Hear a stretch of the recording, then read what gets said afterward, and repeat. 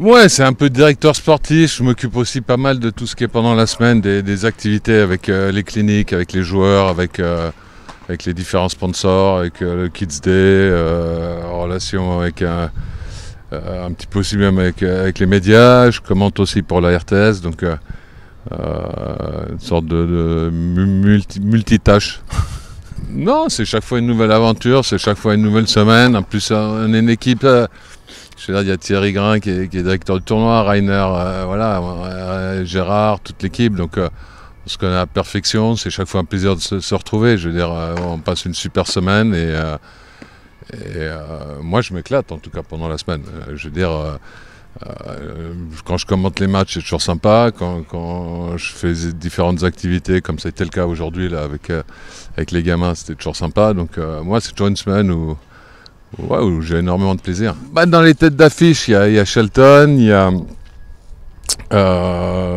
Ruud.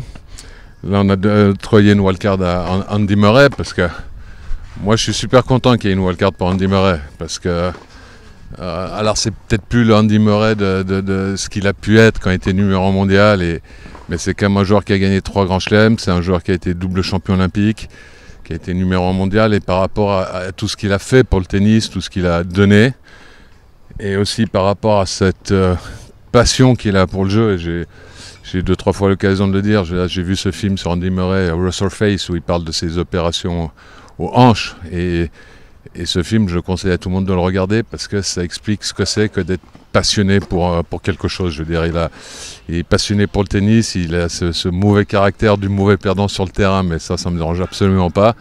Et donc je suis vraiment content de le voir, quoi. Je veux dire, c'est un type que j'aime beaucoup, et en ayant vu ce film sur ce qu'il a enduré, tout ce qu'il a traversé pour se donner la chance de continuer à faire sa passion, je veux dire, je suis tombé red dingue de ce gars-là humainement.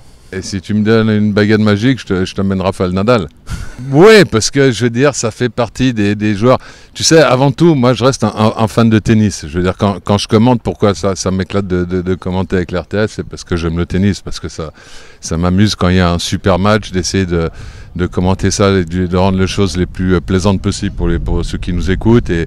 Et je prends mon pied, je veux dire, en regardant des matchs comme ça. Alors forcément, des joueurs comme Nadal, des joueurs comme Djokovic, des joueurs comme Murray, Federer, c'est des mecs où j'ai vécu 10 ans de ma vie de commentateur en regardant leurs matchs et en kiffant. Donc ils ont pris une espèce d'aura.